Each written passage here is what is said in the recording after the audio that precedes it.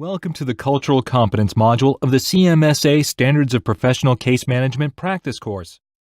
The professional case manager should maintain awareness of and be responsive to cultural and linguistic diversity of the demographics of his work setting and to the specific client and/or caregiver needs.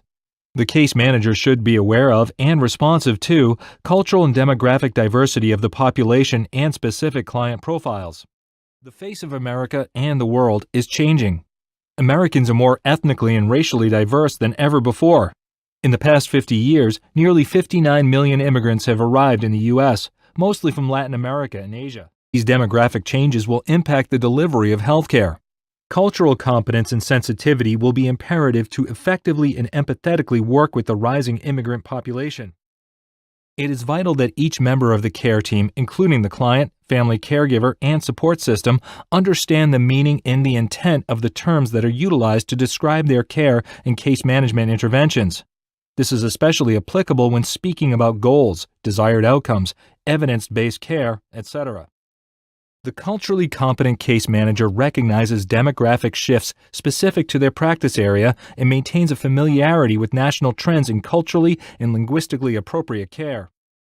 The case manager makes a meaningful effort to deliver communication that is culturally and linguistically appropriate for their client, even more so in instances that the caregiver is primarily responsible for providing physical care and treatments.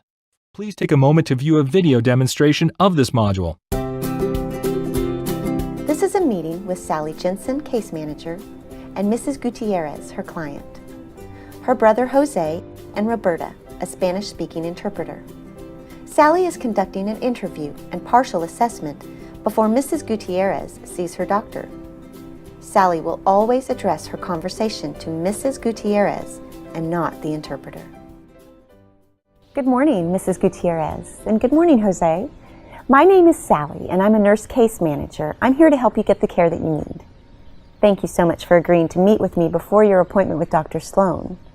I've included Roberta in our meeting. She's a Spanish-speaking interpreter, and she specializes in medical terms. She can help me to better understand your experiences and concerns. Is that agreeable to you? Buenos días, señora Gutiérrez y José. Su nombre es Sally y ella es la enfermera gerente de casos enviada para ayudarle a... Would you like your brother Jose to be present while I ask you a few questions? And would you like him to be with you when you see Dr. Sloan? Gracias, señora Gutiérrez.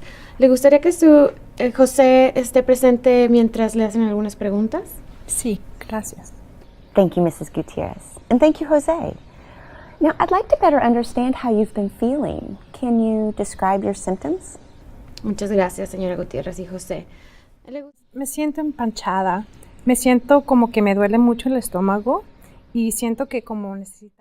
Sally, Ms. Gutierrez says she suffers from empacho. She complains from a bad stomach pain, feels like she needs to vomit and has no appetite.